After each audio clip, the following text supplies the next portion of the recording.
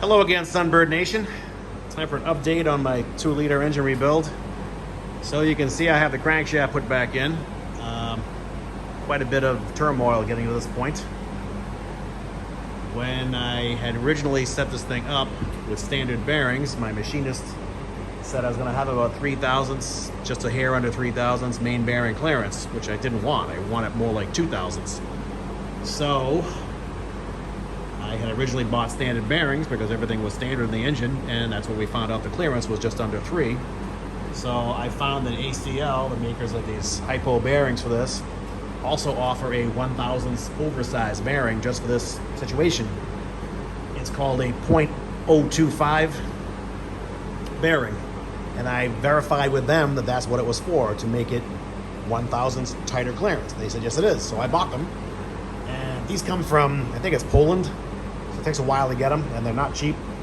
And what I got was .25. I don't know if you can see it on the bearing, but you can probably see it in the box if I grab the box, but .25 is basically 10 thousandths under. They make .25, they make .50, and .025. I wanted .025, but I got basically 10 thousandths oversized bearing, so the crank wouldn't fit.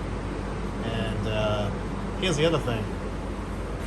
The flange of the thrust bearing, it says right on here, it's an over-width flange bearing. It won't even fit on the cheek of the crank. Number 3 is your thrust bearing. The bearing literally wouldn't fit through here. The crank wouldn't drop in. So, sick of screwing around with bearings and shipping from foreign countries, I decided we'll check it one more time. And what we came up with ACL standard bearings was like 2.8 bearing clearance. So with that in mind, if I did get a 1,000th oversized bearing, it's going to be like 1.8. I'm going to take 1,000th out of it, which is really tight. That's too tight. I really want it right around 2, maybe 2.5. That'd be ideal.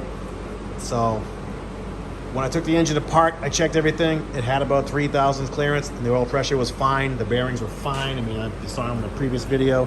They're fine. They wore beautiful. Nothing wrong with them. I was going to reuse them, and I said, nah, let me go super trick, double throw down here, buy some super hypo ACL rod bearings and main bearing. And I did. I mean, if you look at these bearings, they have this ultra trick coating on them. It looks like they were overheated and they blued. And if you look at this other one, it's more like black.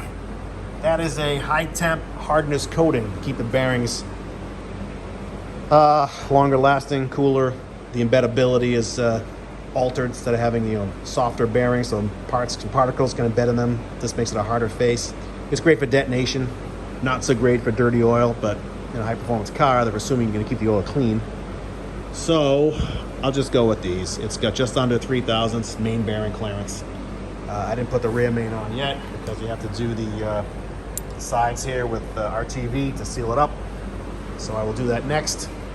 But I wanted to document that the crank is in, the bearings are in. I have the slightly longer ARP rod bolts with a thick ARP washer, so the penetration of the bolt into the threads is just like stock. So now I have a super awesome high performance main bolt that is reusable, and it's the stock length, and everything will be wonderful. So the crank spins beautiful, and then just really touch it and it rolls over. It spun great before too. One finger, it spins great. So, and I have thick engine building lube in there too. So there you go. The crank is back in. I'll put the ram main on shortly, and then I'll work on file fitting my piston rings to get the proper clearance and drop the pistons and rod bearings back in, and move forward from there. So there's your update for July of 2022. Crank is back in, and we're getting there. It's just taking time.